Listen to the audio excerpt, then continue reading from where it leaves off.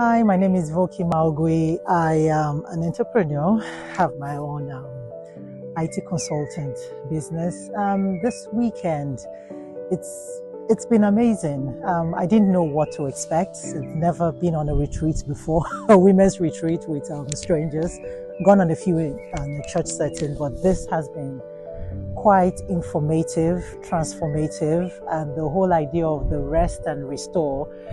I just needed to get away from busy life and the stress, but I've actually learned a lot here, not only from Keely, but from the other women who have been on the program with me, the weekend with me, and just learning about others as well, how they cope with stress and all that.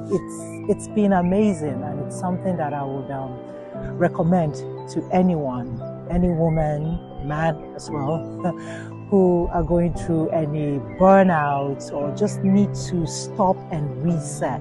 And for me, that's the key this weekend. And if there's anything I've taken away from this weekend, is this: when I feel the stress coming on, just stop, take a step back, breathe, and then continue.